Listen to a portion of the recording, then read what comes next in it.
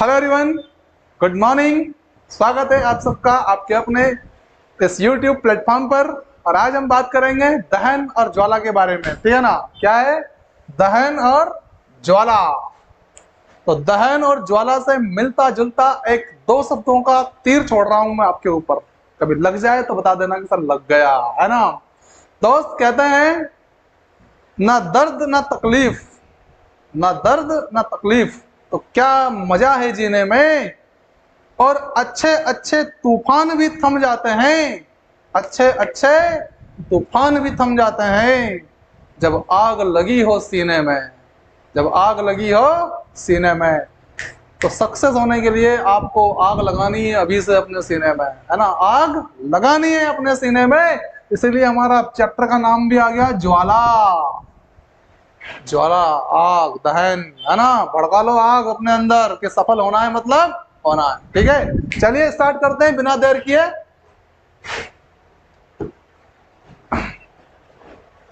जो पदार्थ वायु में जलते हैं दहाय कहलाते हैं। क्या कहलाते हैं?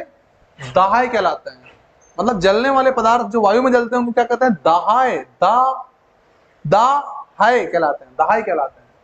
दहन के प्रक्रम में ऊष्मा, जो दहन की प्रक्रिया होती है उसमें ऊष्मा एवं प्रकाश उत्पन्न होते हैं।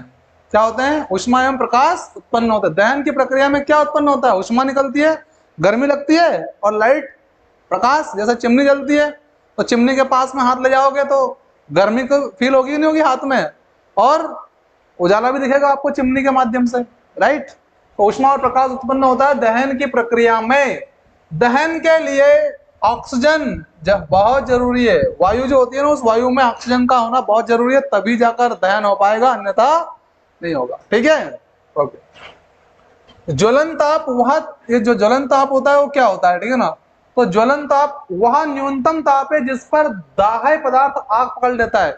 जो जलने वाला पदार्थ होता है ना, जो वायु में जलता है, वो पदार्थ जब आग पकड़ लेता है तो उस न्यूनतम ताप को, जिस न्यूनतम ताप पर वो दाह्य पदार्थ या जलने वाला प्रोडक्ट जो है वो आग पकड़ लेता है, उसे क्या कहते हैं? उसे ज्वलन ताप कहते हैं। क्या कहते हैं? उसे ज्वलन ताप कहते हैं।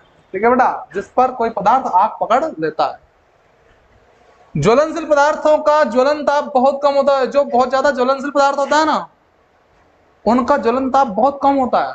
मतलब कम से कम आग दिखा दो जरा सी उनको, इतने में आग पकड़ लेते हैं। ठीक है ना। आग उत्पन्न करने के लिए आवश्यकताओं में से एक अधिक को हटाकर, जो आग उत्पन्न करने के लिए जो आवश्यकताएं होती है ना, जो जरूरी चीजें होती है, उनमें से अगर एक को भी हटा दिया जाए तो एक को भी हटाकर आग पर नियंत्रण पाया जा सकता है। एक को हटाकर आग पर नियंत्रण या काबू या कंट्रोल पाया जा सकता है। आग पर नियंत्रण पाने के लिए सामान्यतः जल का प्रयोग किया जाता है। भाई आप लोगों ने देखा होगा आमतौर पे क्या होता है, कहीं किसी घर में, है ना, आग लग जाती है तो क्या डालते हैं लोग? पानी डालते हैं सर, टैंकर आते हैं बड़े बड़े। कहीं शहरों में लग जाती है तो अग्निशामक यंत्र आते हैं, बड़ी बड़ी गाड़ियां आती है ना, आग बुझाने के लिए। ठीक है ना। तो कहीं ना कहीं जनरली तौर पर आग बुझाने के लिए हम लोग क्या करते हैं? पानी का इस्तेमाल करते हैं, जल का इस्तेमाल करते हैं। ठीक है, ओके। लेकिन विद्युत उपकरणों और तेलों में लगी आग, जो तेल होते हैं ना, तेल, और जो लाइट होती है, लाइट के जो इक्विपमेंट होते हैं, है ना, उनमें विद्युत उपकरणों और तेलों में लगी आग को नियंत्रित करने के लिए जल का उपयोग नहीं किया जाता है। अगर जल का उपयोग करोगे आप तो वो लाइट आपको खींच लेगी। ठीक है ना, क्योंकि जल विद्युत का सुचालक है ना, इसलिए जल का इस्तेमाल यहाँ पे नहीं करते हैं। ठीक है ना, याद रखिएगा। तो विद्युत उपकरणों और तेलों में लगी आग को नियंत्रित करने के लिए जल का उपयोग नहीं किया जाता है, याद रखिएगा। ज्वाला के तीन भिन्न क्षेत्र होते हैं भैया। ज्वाला जो होती है ना, आग, उसके तीन अलग अलग क्षेत्र होते हैं। ठीक है ना। अदीप्त क्षेत्र होता है, दीप्त क्षेत्र होता है, और ज्योतिहीन क्षेत्र भी होता है। अदीप्त, दीप्त और ज्योतिहीन क्षेत्र, तीन क्षेत्र होते हैं ज्वाला के। ठीक है, प्रश्न आएगा, पूछेगा, बताइए ज्वाला के तीन क्षेत्र कौन कौन से होते हैं, बताना है। अदीप्त, दीप्त और तीसरा क्या है? ज्योतिहीन क्षेत्र। ठीक है, ओके। दहन विभिन्न प्रकार के हैं, जैसे तीव्र दहन होता है, स्वतः दहन होता है, विस्फोट आदि। मतलब अलग अलग प्रकार के दहन है। कभी एकदम से विस्फोट हो जाता है और दहन हो जाता है ना।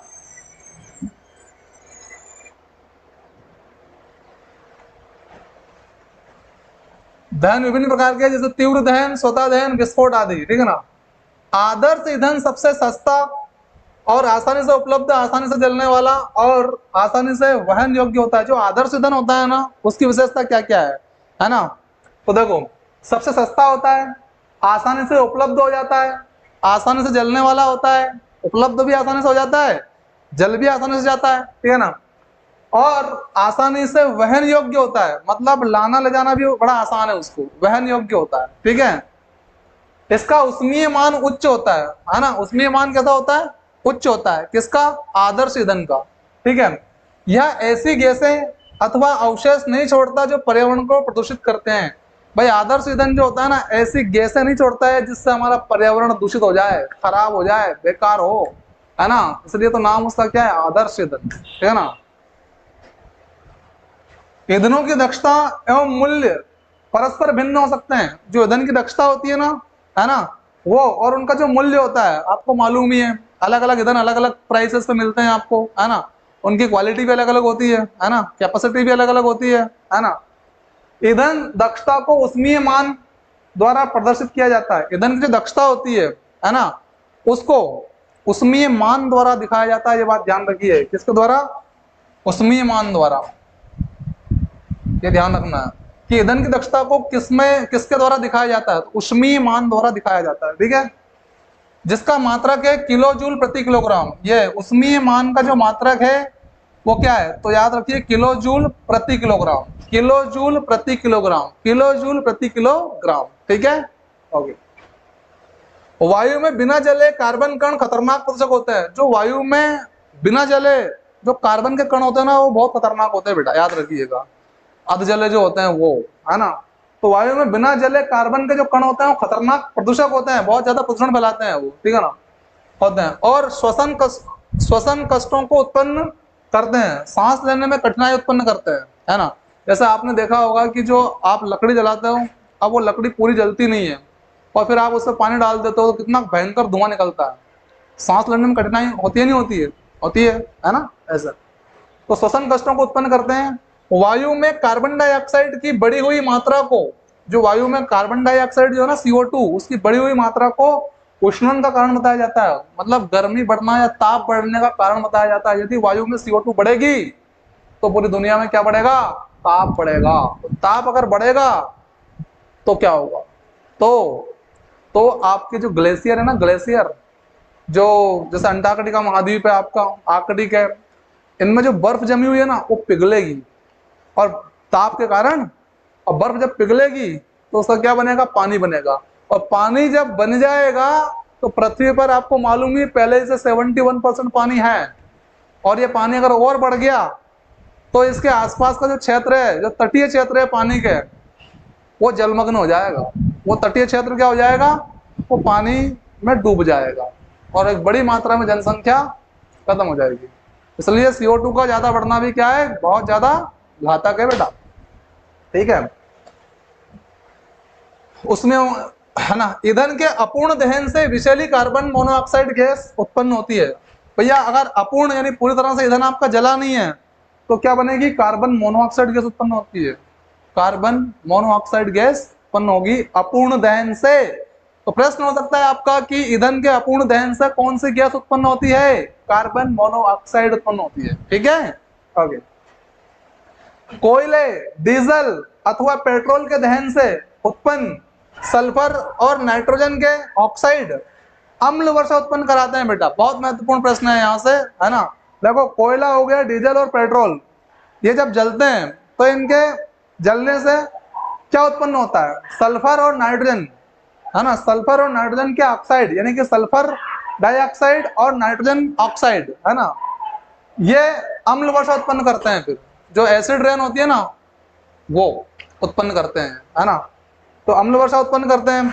जो फसलों, ये फसल अलग है, जो अलग है, जो फसलों, भवनों तथा मृदा के लिए हानिकारक होती है बेटा। ये अम्ल वर्षा फसल के लिए भी हानिकारक है, आपके भवन के लिए भी, क्योंकि क्षरण हो जाता है, भवनों का भी क्षरण होता है इससे, है ना? तो फसल हो गया, भवन हो गया, मृदा जो होती है उसका उपजाऊपन भी कम होता है ना? तो ये अम्ल वर्षा कहीं ना कहीं हानिकारक है, ठीक है ना?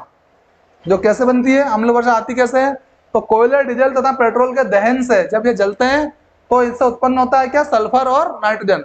और सल्फर और नाइट्रोजन के जो ऑक्साइड होते हैं उन्हीं की वजह से क्या होती है, अम्ल वर्षा होती है, ठीक है ना। नाइट्रोजन के ऑक्साइड अम्ल वर्षा उत्पन्न कराते हैं, ठीक है। ओके, अगला देखिएगा ज्वलन ताप, ये अभी पढ़ा आप लोगों ने। वह न्यूनतम ताप पर कोई पदार्थ, जिस पर कोई पदार्थ जलने लगता है उसे ज्वलन ताप कहते हैं, यही पढ़ चुके हैं आप लोग। आगे देखिए ज्वलनशील पदार्थ क्या है। ज्वलनशील पदार्थ, जिन पदार्थों का ज्वलन ताप काफी कम होता है, जिन पदार्थों का ज्वलन ताप काफी कम होता है, ठीक है ना, और वह ज्वाला के साथ सरलता पूर्वक आग पकड़ लेता है। जैसे ही कहीं आग दिखी उसको और तुरंत आग पकड़ लेता है, ठीक है ना, वे ज्वलनशील पदार्थ कहलाते हैं। क्या कहलाते हैं, ज्वलनशील पदार्थ कहलाते हैं, है ना। जैसा कि सोडियम, जैसा कि पोटेशियम, ठीक है ना। हाँ, दहन के प्रकार, तीव्र दहन, तीव्र दहन पहला प्रकार क्या है, तीव्र दहन। वह पदार्थ जो बहुत ही जल्दी आग पकड़ लेता है, तुरंत पकड़ लिया आग तो तीव्र दहन हो गया, ठीक है ना, पकड़ लेता है। उस पदार्थ को, दहन को, उस पदार्थ के दहन को हम तीव्र दहन कहते हैं। जैसे एलपीजी गैस, तुरंत आप ऐसे दबाते हो बटन, इतने में आग पकड़ लेती है एलपीजी गैस। घर में रहती है ना आपके, liquid petroleum gas, liquid petroleum gas, है ना। रेगुलेटर दिखाया नहीं कि आग पकड़ी नहीं, तो ज्वलन से लेगा नहीं है बहुत ज्यादा। यस, तीव्र दहन होता है इसमें। स्वतः दहन, ऐसा दहन जिसमें पदार्थ बिना किसी उष्मा के जलना शुरू कर देता है, उष्मा की जरूरत ही नहीं है और बिना उष्मा के जलना शुरू कर देता है, ऑटोमेटिक जलना चालू कर देता है, मतलब उसे हम स्वतः दहन कहते हैं। क्या कहते हैं, उसे हम स्वतः दहन कहते हैं, ठीक है ना, ऑटोमेटिक जलना चालू कर देते हैं वो। विस्फोट, इस दहन में बड़ी मात्रा में ध्वनि, उष्मा और प्रकाश पैदा होता है।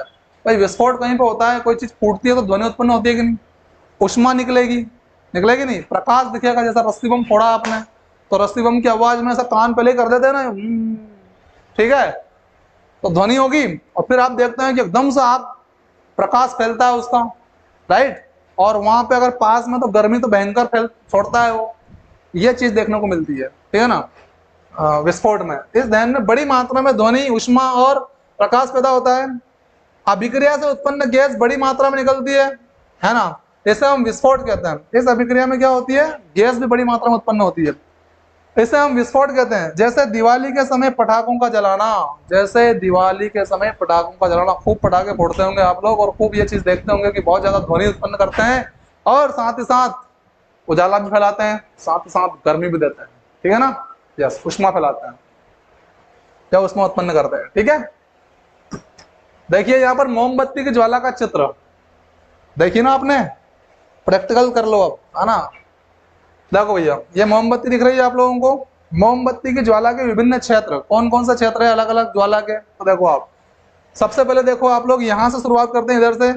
बिना जली मोमबत्ती का सबसे आंतरिक क्षेत्र जो रहता है ना, वो काला रहता है। सबसे आंतरिक, अंदर का जो क्षेत्र होता है वो कैसा होता है, काला। बिना जली मोमबत्ती का जो सबसे आंतरिक क्षेत्र है वो कैसा है, वो काला है। कैसा है, ये देखो यहाँ की जगह, यहाँ ये जगह ये, ठीक है, काला। ये मोमबत्ती है तो दिख रही है इतनी बड़ी आपको, ये मोमबत्ती है ना। हाँ, उसके बाद में आगे बढ़ेंगे अपन, तो सबसे कम गर्म वाला जो क्षेत्र होता है ना, ये यहाँ पे होता है, मतलब इसके शुरुआत में इधर से नीचे की तरफ से सबसे कम गर्म वाला क्षेत्र होता है। ये वाला जो क्षेत्र है सबसे कम गर्म है, ठीक है। फिर आंशिक दहन वाला मध्य भाग, जिसमें थोड़ा सा दहन है, आंशिक दहन है, थोड़ा थोड़ी थोड़ी मात्रा में जल रहा है वहां पे वो मामला, ठीक है ना। तो आंशिक दहन वाला मध्य भाग जो होता है ना, इसका ध्यान रखना है, कैसा होता है, पीला होता है। जहां पर मतलब उसमें जो ज्वलन ताप है वो कम मात्रा में है, तो वो भाग जो है ना कैसा होता है, पीला होता है। तो आपसे प्रश्न पूछ सकता है कि मोमबत्ती में जो आंशिक दहन वाला भाग होता है, मध्य भाग, उसका रंग कैसा होता है, उसका रंग होता है पीला, ठीक है ना। उसके बाद का भी ऊपर वाला जो हिस्सा है वो कम गर्म वाला है, यहाँ तक भी कैसा है, यहाँ भी कम गर्म है, बीच वाला में, है ना। फिर सबसे गर्म भाग जो होता है ना, वो ये वाला भाग है जो ऊपर ऊपर वाला है, ये सबसे कम गर्म। यहाँ पे क्या हो रहा है, देखिए पूर्ण दहन का बाह्य क्षेत्र है और जो नीला होता है, नीली लो जलती है यहाँ पर, नीली लो, है ना। तो पूर्ण दहन का बाह्य क्षेत्र जो पूरी तरह से जल जाता है यहाँ तक आते आते, ठीक है ना। तो ये कैसा क्षेत्र होता है, नीला होता है। तो ये ध्यान रखिएगा, पूर्ण दहन वाला क्षेत्र कैसा होता है, नीला, और आंशिक दहन वाला कैसा होता है, पीला, ठीक है ना। ओके, तो मोमबत्ती की ज्वाला के विभिन्न क्षेत्र कंप्लीट हो गया।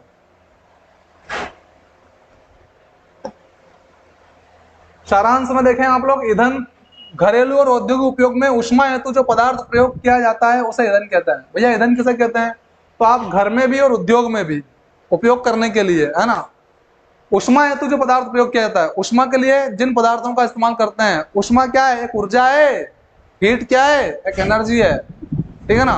तो ऊष्मा के लिए जिन पदार्थों का इस्तेमाल करते हैं उन्हें हम ईंधन कहते हैं, चाहे वो घर में प्रयोग कर रहे हो, चाहे हम अपने उद्योगों में इस्तेमाल कर रहे हो। लेकिन ऊष्मा प्राप्त करने के लिए जिन पदार्थों का इस्तेमाल किया जाता है बेटा, उन्हें हम क्या कहते हैं? ईंधन कहते हैं। क्या कहते हैं? ईंधन कहते हैं। ईंधन दक्षता, ईंधन की दक्षता से आप क्या समझते हैं, है ना। तो देखिए 1 किलोग्राम ईंधन से कितने किलोजूल ऊष्मा उत्पन्न होती है? 1 किलोग्राम ईंधन से कितना किलोग्राम है? 1 किलोग्राम ईंधन है आपके पास, उससे कितने किलोजूल ऊर्जा उत्पन्न होती है ना। कितने किलोजूल ऊष्मा उत्पन्न होती है? ऊष्मा चूंकि एक ऊर्जा ही है ना, ऊष्मा उत्पन्न होती है, उसे हम ईंधन दक्षता कहते हैं। क्या कहते हैं उसे हम? ये दक्षता लिखा रहा है यहाँ पे, क्या लिखा रहा है? दक्षता।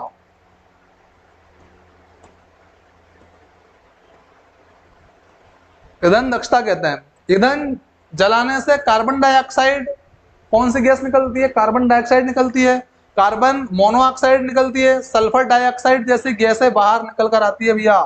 कार्बन डाइऑक्साइड, कार्बन मोनोऑक्साइड, है ना, और साथ ही साथ मोनोऑक्साइड और सल्फर डाइऑक्साइड जैसी गैसें बाहर निकलती है। किसके जलाने से? ईंधन के जलाने से ये गैसें बाहर निकलती है, ठीक है। जो विश्व उष्णन का कारण बनती है, विश्व में ताप बढ़ाने का कारण बनती है। ये पूरे विश्व क्या बढ़ा रही है? ताप, टेम्परेचर बढ़ा रही है। और ताप बढ़ने से क्या होगा ये मैं आपको अभी बता चुका हूं, ठीक है, ओके। दहन, दहन के बारे में हो चुका है, एक बार फिर देख लीजिए। जब किसी पदार्थ में से प्रकाश और ऊष्मा उत्पन्न होती है, जब किसी पदार्थ में से क्या निकले? प्रकाश और ऊष्मा उत्पन्न होती है, तो उसे हम दहन कहते हैं। क्या कहते हैं? उस ऊष्मा और प्रकाश को एक साथ में दहन कहते हैं, ठीक है ना। दहन होने के लिए उस पदार्थ को ऑक्सीजन की उपस्थिति की आवश्यकता होती है। भैया कोई पदार्थ जलेगा कब? जब उसको ऑक्सीजन मिलेगी तब जलेगा, अन्यथा वो नहीं जलेगा, ठीक है ना। यस, ऑक्सीजन न मिलने पर दहन बंद हो जाता है। ऑक्सीजन न मिलने पर दहन बंद हो जाता है।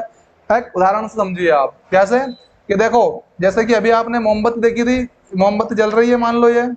अब इस मोमबत्ती पे आप लोग क्या कर दो? एक बीकर रख दो, एक इस तरह से इसको ढक दो, पूरा पूरा ढक दिया। तो ढकने से क्या होगा भाई? ऑक्सीजन मिलना बंद हो जाएगी, और आप देखेंगे कि कुछ समय में ही ये जलना बंद हो जाएगी ये मोमबत्ती। तो इसका मतलब समझ में आ गया इस उदाहरण से, इस क्रियाकलाप से, कि जलने के लिए ऑक्सीजन होना जरूरी है ना। जैसे आपने ढका तो ये क्या हो जाएगी? जलना बंद हो जाएगी मोमबत्ती, ठीक है। ज्वाला, जब किसी पदार्थ का दहन होता है उस समय उसमें से कुछ लपटें निकलती है, देखा होगा ना आपने। जब बड़ी मात्रा में देखा होगा आपने, कोई लपक के कोई चीज जल रही है तो आग की लपटें बाहर की ओर निकलती है, वो ज्वाला है। वो लपटें ही क्या है? वो लपटें ज्वाला है सब, जिसे हम ज्वाला कहते हैं। हम आग पर नियंत्रण कैसे पाते हैं, है ना। तो देखो, आग पर नियंत्रण कैसे पाते हैं? हम जानते हैं कि आग लगने के लिए ऑक्सीजन की जरूरत होती है। अभी बताया आपको कि आग लगने के लिए किसकी जरूरत है? कौन कंपलसरी है? ऑक्सीजन, ठीक है ना। तो जब कहीं पर आग लग जाती है तो हम उस पदार्थ से ऑक्सीजन की सप्लाई को बंद कर देते हैं और आग पर नियंत्रण पा लेते हैं। सीधी सी बात है, अभी हमने क्या करा? ऑक्सीजन जो सप्लाई हो रही थी वायुमंडल से, वो बंद कर दी हमने, बंद हो गई आग लगना इस मोमबत्ती में, मोमबत्ती बुझ गई। तो ऑक्सीजन का सप्लाई क्या कर दो? बंद कर दो, तो आग पर नियंत्रण हो जाएगा, ठीक है। ऑक्सीजन की सप्लाई को बंद कर देते हैं और आग पर नियंत्रण पा लेते हैं। इसके लिए हम कार्बन डाइऑक्साइड गैस का प्रयोग भी करते हैं। किसका प्रयोग करते हैं? CO2 का इस्तेमाल भी करते हैं नियंत्रण करने के लिए, क्योंकि कार्बन डाइऑक्साइड गैस ऑक्सीजन से भारी है। हाँ भैया, सबसे भारी गैस होती है हमारी कौन सी? Carbon dioxide. तो सीधी सी बात है, ऑक्सीजन से भारी है वो, है ना। तो उसका इस्तेमाल भी करते हैं। इसी वजह से कार्बन डाइऑक्साइड पदार्थ के चारों तरफ एक परत बना लेती है। जो पदार्थ जल रहा है ना, उसके चारों तरफ एक क्या बना लेती है? आवरण बना लेती है, कवर बना लेती है, जिससे ऑक्सीजन अगर आएगी वहां पे तो किससे मिलेगी? वो कार्बन डाइऑक्साइड से। उस पदार्थ पर डायरेक्ट अटैक नहीं कर पाएगी वो, है ना। तो पदार्थ से जब ऑक्सीजन नहीं मिलेगी तो वो पदार्थ जलना बंद हो जाएगा, ठीक है। डाइऑक्साइड पदार्थ के चारों तरफ एक परत बना लेती है, जिसकी वजह से ऑक्सीजन की सप्लाई बंद हो जाती है और पदार्थ जलना बंद हो जाता है। जिसकी वजह से क्या होगा? ऑक्सीजन की सप्लाई बंद हो जाएगी उस पदार्थ को और पदार्थ जलना बंद हो जाता है। तो क्या करती है CO2? वो CO2 एक परत बना लेती है इसके चारों ओर, है ना। ये जलता हुआ कोई पदार्थ मान लो, है ना, अब इसके ऊपर क्या हो गई, इसके ऊपर आवरण बना लिया किसने, CO2 ने। किसने बना लिया, कार्बन डाइऑक्साइड ने। अब यहां से आ रही है ये कौन, ऑक्सीजन। तो बताओ आप पहुंचेगी क्या इस पदार्थ के पास, CO2 से कनेक्ट हो जाएगी वो, लेकिन यहां नहीं पहुंच पा रही है, आग जलना बंद हो जाएगी। ठीक है, समझ गए, ओके।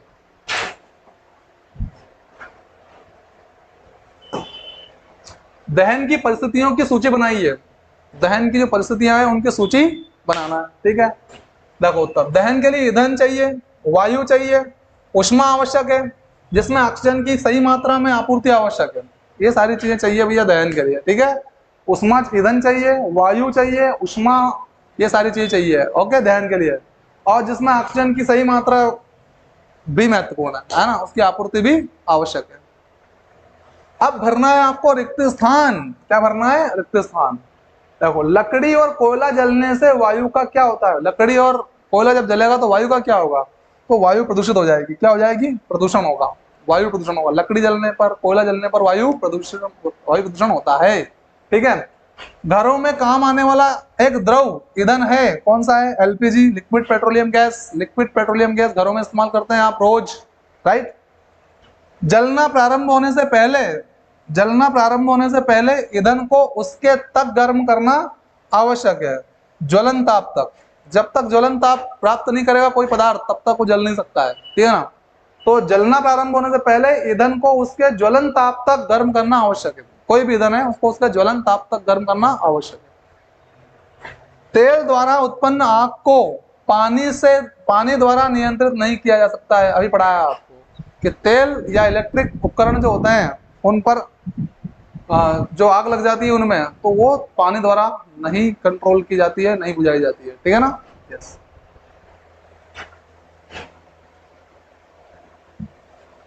समझाइए कि मोटर वाहनों में CNG के उपयोग से हमारे शहरों का प्रदूषण किस प्रकार से कम हुआ है।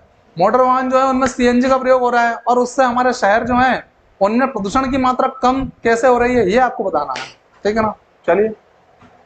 मोटर वाहनों में ईंधन के रूप में डीजल और पेट्रोल का स्थान अब CNG ले रही है। डीजल पेट्रोल का स्थान कौन ले रही है बेटा, CNG gas, compressed natural gas ले रही है, कंप्रेस्ड नेचुरल गैस ले रही है।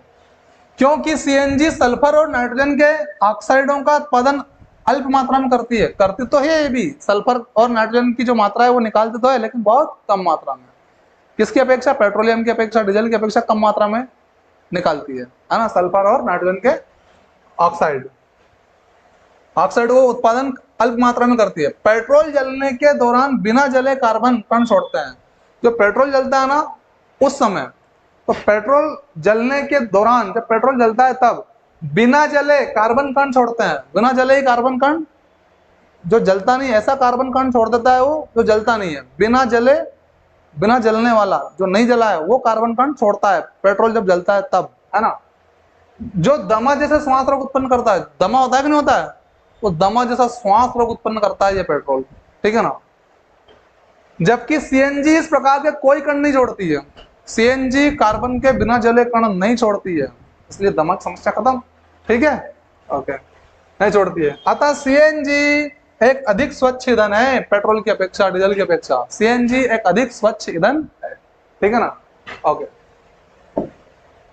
ईंधन के रूप में LPG और लकड़ी की तुलना कीजिए।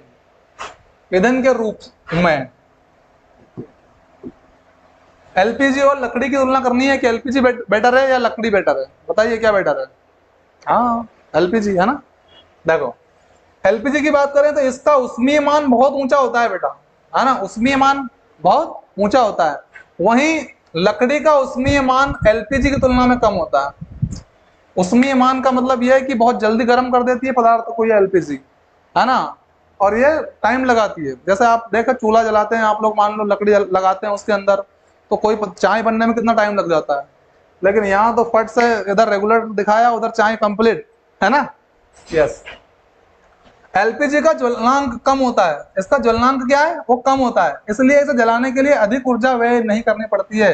अरे रेगुलेटर दिखाते ही तो जल जाती है ये, तो ज्वलनांक कम होता है ना, ऊर्जा भी कम लगती है। ठीक है ना, जलाने के लिए LPG को। ठीक है ना, और लकड़ी का ज्वलनांक बहुत अधिक होता है, बड़ी मुश्किल से जलती है ना, पहले कुछ लगाना पड़ता है दूसरा सामान, है ना, संटी वगैरह या फिर तेल डालना पड़ता है, तब जाकर लकड़ी आग पकड़ती है। तो इसका ज्वलनांक बहुत अधिक होता है, इसलिए इसे जलाने के लिए पहले अधिक ऊर्जा व्यय करनी पड़ती है, पहले अधिक ऊर्जा व्यय करनी, खर्च करनी पड़ती है। ठीक है, या बिना धुएं के किए जलती है। धुआं होता है क्या? जब आप एलपीजी का इस्तेमाल करते हैं, टंकी के माध्यम से चाय बनाते हैं, गैस के माध्यम से चाय बनाते हैं, तो धुआं हुआ होता है क्या? अरे सर बिल्कुल नहीं होता है, बड़ा मजा आता है ना। हाँ, जिससे प्रदूषण नहीं होता है, और इसकी वजह से जब धुआं ही नहीं होगा तो प्रदूषण कहां से होगा भाई, है ना। लेकिन यह धुएं के साथ जलती है, लकड़ी तो धुएं के साथ ही जलती है ना, जिससे वायु प्रदूषण होता है। जिससे क्या होता है? वायु प्रदूषण होता है, वायु का पोल्यूशन, एयर पोल्यूशन होता है। ठीक है, इसके जलने पर कोई विषैली गैस उत्पन्न नहीं होती है। जब एलपीजी जलती है ना, तो कोई विषैली गैस उत्पन्न नहीं होती है। लेकिन लकड़ी के जलने पर CO2 तथा कम वायु में कार्बन मोनोऑक्साइड अर्थात CO उत्पन्न होती है। यहाँ CO भी निकलती है लकड़ी जलने पर, और CO2 भी निकलती है, दोनों उत्पन्न होती है, जो कि विषैली गैस है। ठीक है, इसको आसानी से भंडारित किया जा सकता है। आप लोग गैस, जो एलपीजी गैस होती है, उसको टंकी में भंडारित करते हो नहीं करते हो? करते हो, फटाक से भर के ले आते हो, है ना, कुछ टाइम ही नहीं लगता है। लेकिन ठोस और भारी होने के कारण इसे भंडारित नहीं किया जा सकता है। भाई लकड़ी को भंडारण कर सकते हो क्या? और अगर करोगे तो बहुत बड़ी जगह घेरेगी वो। ठीक है ना, तो इसको भारी होने के कारण, ठोस होने के कारण ये भंडारित नहीं होती है जनरली तौर पर। इसको जलाने पर अवशेष नहीं बचता है। बताओ आप, कुछ बचता है आपके हाथ में, कुछ रह जाता है कि आपने एलपीजी जलाई, उसके बाद कुछ बचा जलने के बाद उसके? अरे भैया टंकी खाली हो जाती है सर राइट। लेकिन यहाँ पर तो आपको राख दिखेगी, लकड़ी जब जलेगी तो क्या? कोयला दिखेगा, राख दिखेगा। ठीक है ना, यस। तो इसको जलाने पर राख जैसे अवशेष बचते हैं। बचती है कि नहीं राख? हाँ सर बचती है। ठीक है, कारण बताइए बेटा। विद्युत उपकरण से संबद्ध आग पर नियंत्रण पाने हेतु जल का उपयोग नहीं किया जाता है, क्यों? अभी बताया था, पकड़ लेगा वो, विद्युत का उपकरण आपको पकड़ लेगा, जल डालोगे उसके ऊपर तो खींच लेगा वो। ठीक है ना, बिल्कुल। तो उत्तर देखिए, विद्युत उपकरणों से संबंधित जो यंत्र होते हैं, विद्युत उपकरणों से संबद्ध आग पर नियंत्रण पाने के लिए पानी का इस्तेमाल नहीं किया जाता है, क्योंकि पानी विद्युत का बहुत अच्छा सुचालक है।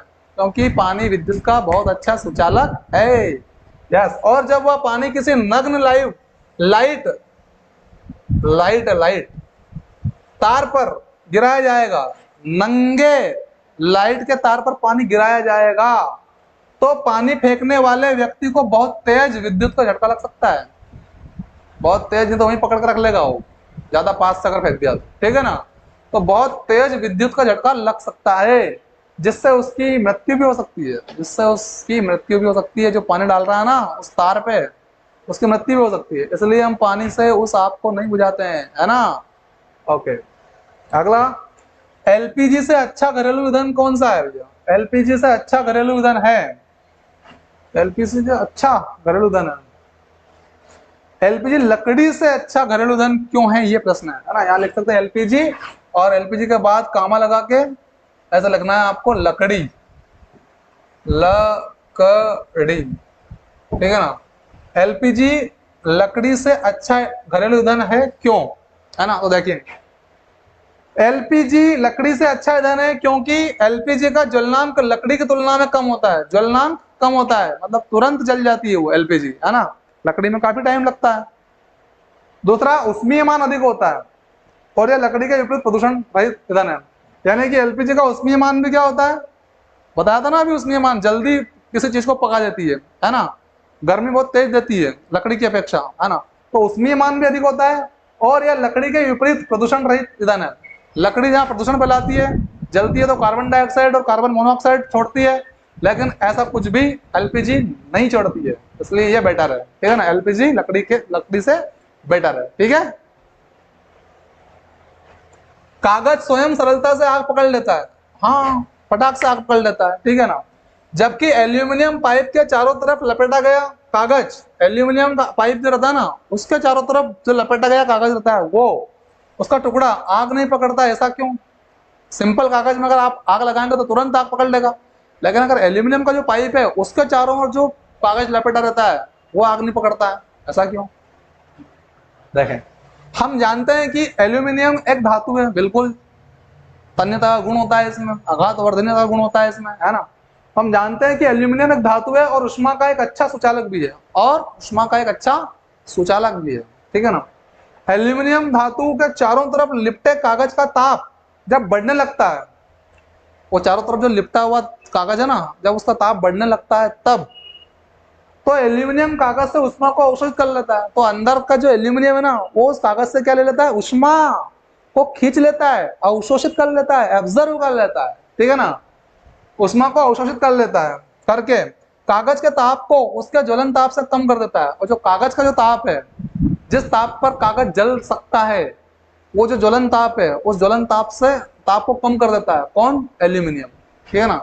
तो कागज के ज्वलन ताप को कम कर देता है कौन, एल्यूमिनियम, ठीक है ना, कर देता है। यही कारण है कि कागज स्वयं सरलता से तो आग पकड़ लेता है, लेकिन एल्यूमिनियम पाइप के चारों ओर लपेटा गया कागज का टुकड़ा आग नहीं पकड़ता है, क्योंकि वो जो आग दी जा रही है उस आग को कौन खींच लेता है, अंदर ही अंदर से एल्यूमिनियम, ठीक है ना। इसलिए वो आग नहीं पकड़ता है, लपेटा हुआ एल्यूमिनियम के चारों तरफ लपेटा हुआ कागज का टुकड़ा आग नहीं पकड़ता है, लेकिन सिंपल कागज आग पकड़ लेता है, ठीक है।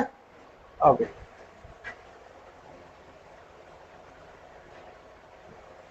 ये अभी आपको बता ही दिया मैंने, डबल लगा दिया चित्र, ठीक है। सबसे गर्म, कम गर्म, सबसे कम गर्म, चलो एक बार और देख लो। सबसे गर्म भाग कौन सा होता है, ये ऊपर ऊपर वाला है ना, पूर्ण दहन बाह्य क्षेत्र है, नीला है ये। और बीच वाला मध्य भाग जो होता है वो कम गर्म होता है, और सबसे कम गर्म जो भाग होता है वो निचला वाला भाग होता है ना। आंशिक दहन वाला मध्य भाग ये पीला है। बाकी आपको बताइए, ईंधन के ऊष्मीय मान को किस मात्रक द्वारा प्रदर्शित किया जा सकता है ना। तो ईंधन के ऊष्मीय मान को किलो जूल प्रति किलोग्राम, किलो जूल प्रति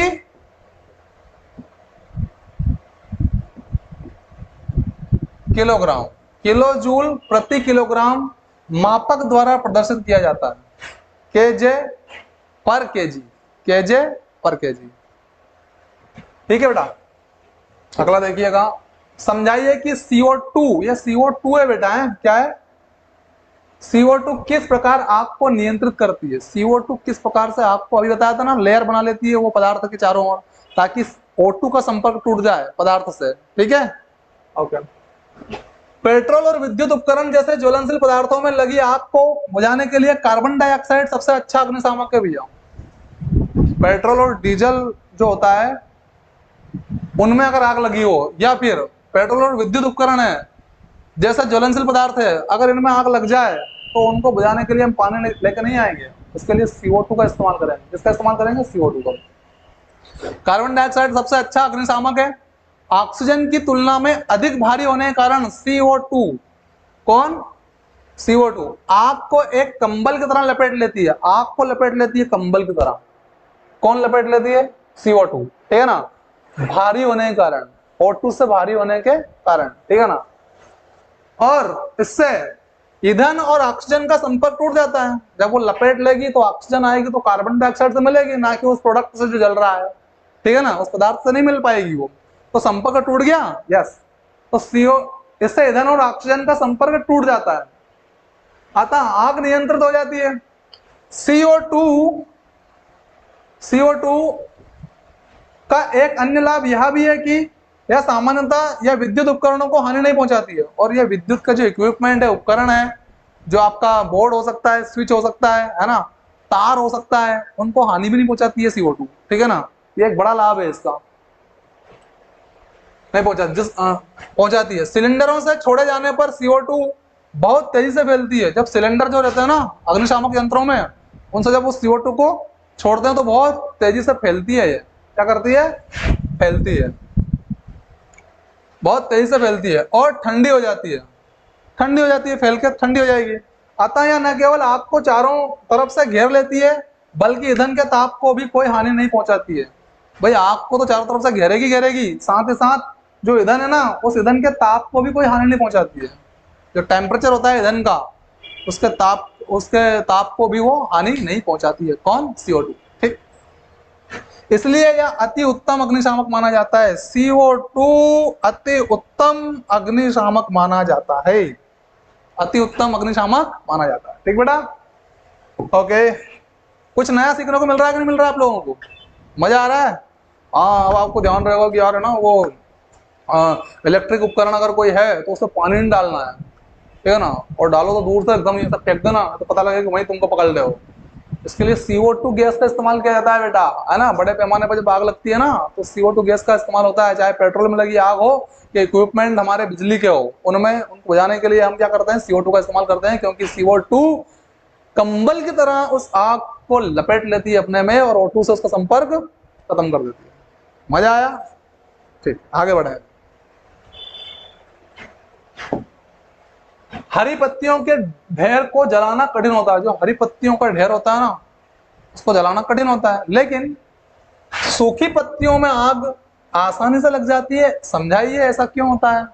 हरी को तो मुश्किल से जलती है हरी तो, लेकिन सूखी फट से जल जाती है, ऐसा क्यों? देखो, हरी पत्तियों के ढेर को जलाना कठिन होता है परंतु सूखी पत्तियों में आग आसानी से लग जाती है, क्योंकि हरी पत्तियों में जल अधिक मात्रा में उपस्थित होगा। सीधी सी बात है, जल ज्यादा मात्रा में होगा, इसलिए तो हरी है वो, ठीक है ना, मात्रा में उपस्थित होता है। जो हरी पत्तियों को जलाने के लिए दी गई उष्मा को अवशोषित करके, हरी पत्तियों को जलाने के लिए दी गई उष्मा को अवशोषित कर लेता है कौन? वो जल खींच लेता है। हाँ, अवशोषित करके वाष्पित हो जाता है। जल उस उष्मा को अवशोषित करके खुद क्या हो जाता है? वाष्पित हो जाता है, उड़ जाता है उसमें से, ठीक है ना, वाष्पित हो जाता है। जिस और पत्तियों के ताप को उनके ज्वलन ताप तक बढ़ने नहीं देता है। जो पत्तियों के जलने के लिए जो ताप चाहिए, ज्वलन ताप, वहां तक पहुंचने नहीं देता है।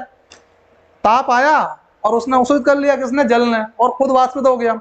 तो जो पत्तियों को जलने के लिए ज्वलन ताप की आवश्यकता है वहां तक उसको पहुंचने नहीं देता है उस ताप को, है ना। ओके, जिसके कारण हरी पत्तियां तब तक आग नहीं पकड़ पाती जब तक सारा जल वाष्पित ना हो जाए। तो भैया तब तक आपकी हरी पत्तियां नहीं जलेगी जब तक जितना उसमें जल है ना वो सारा का सारा जल वाष्पित ना हो जाए, क्योंकि जब तक वो रहेगा तब तक तो क्या करेगा कि जो ज्वलन ताप है उसको क्या करता रहेगा? वो अवशोषित करता जाएगा, अवशोषित करता जाएगा, है ना। और जब वो जल खत्म हो जाएगा पूरा उस पत्ती में से तो फिर अवशोषण होगा नहीं, और नहीं होगा तो फिर पत्ती को जलना ही पड़ेगा, ठीक है ना। यस,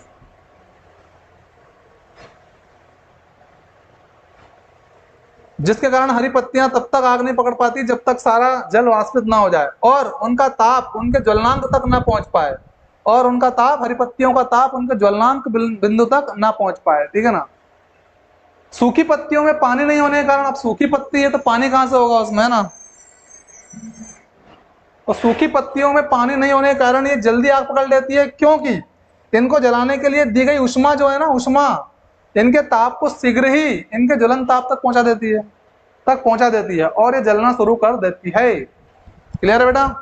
इसमें पानी की कमी और उसमें पानी की बहुतायत ज्यादा मात्रा होती है। हरी पत्तियों में पानी की मात्रा ज्यादा होती है और इसमें पानी नहीं होता है, इसलिए जल्दी जल जाती है, उसको टाइम लगता है, ठीक है, सिंपल है।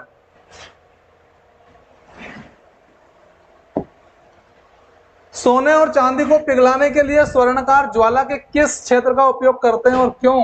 सोने चांदी को पिघलाने के लिए जो सुनार होते हैं, गोल्ड स्मिथ जो होते हैं, वो ज्वाला के किस हिस्से का इस्तेमाल करते हैं, है ना।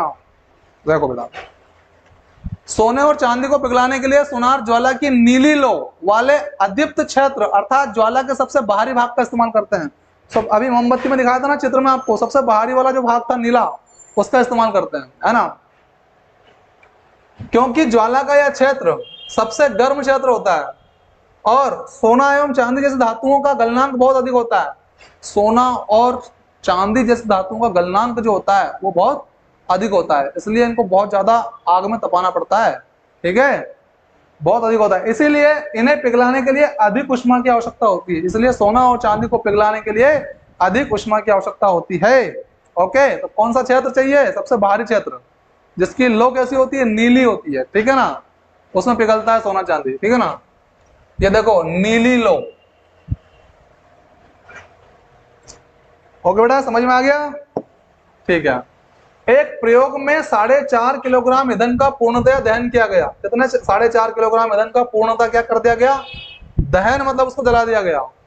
उत्पन्न उष्मा का माप जो था वो कितना था? 1,80,000। इकाई, ढाई, सैकड़ा, हजार, 10,000, लाख। 1,80,000 केजे मतलब किलो जूल था।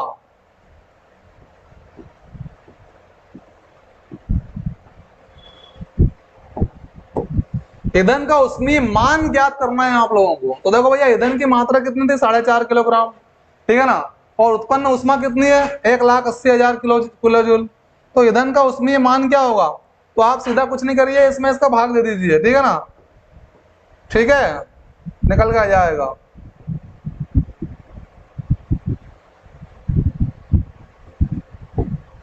ठीक है, उत्तर आ जाएगा आपका क्या, 40,000, इकाई, ढाई, सैकड़ा, हजार, 10,000, 40,000 किलोजूल प्रति किलोग्राम। ठीक है, सिंपल है। आगे देखते हैं, क्या जंग लगने के प्रक्रम को दहन कहा जा सकता है, इसकी विवेचना करना है आपको। कह सकते हैं क्या, कदापि नहीं कह सकते हैं, ठीक है। तो देखो, बिल्कुल नहीं, जंग लगने के प्रोसेस को हम दहन नहीं कह सकते हैं।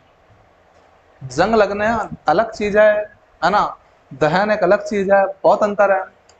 क्योंकि दहन एक तीव्र प्रक्रम है, जबकि जंग लगना एक धीमी प्रक्रिया है।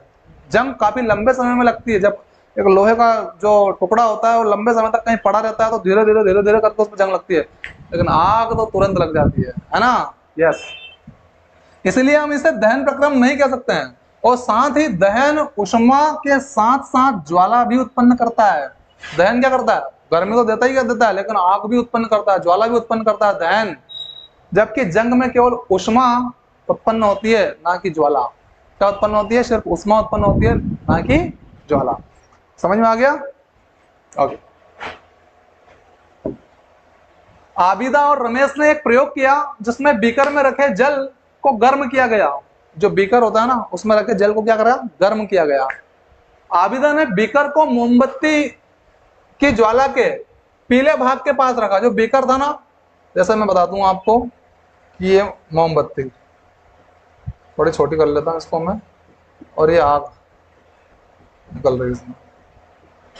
तो जो आबिदा है उसने क्या करा, आबिदा ने बीकर को मोमबत्ती की ज्वाला के पीले भाग के पास रखा। पीला भाग कहाँ पे था भैया, ये आंशिक दहन वाला है, यहाँ पे बीकर रख दिया इसने, ठीक है। और रमेश ने बीकर को ज्वाला के सबसे बाहरी भाग के पास रखा, यानी कि ये यहाँ पर रखा, इसके ऊपर यहाँ रख दो, मान लो बीकर को यहाँ रख दिया रमेश ने, है ना, ये रमेश का और ये आबिदा का।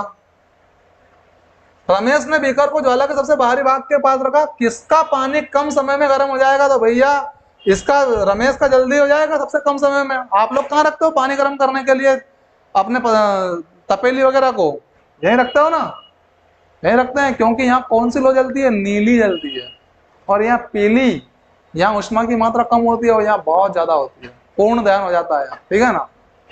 रमेश के बीकर का पानी जल्दी गर्म होगा क्योंकि उसने बीकर को ज्वाला के सबसे बाहरी भाग पर रखा, जो कि ज्वाला का सबसे गर्म भाग होता है। सबसे बाहरी भाग कैसा होता है, सबसे गर्म भाग होता है, ठीक है ना, ऐसा होता है। जबकि आबिदा ने उसे ज्वाला के पीले भाग के पास रखा है, जो नीली ज्वाला से कम गर्म होती है। जो नीली से कम होती है, कौन, पीली। नीली से कम गर्म होती है कौन सी, पीली ज्वाला, ठीक है ना।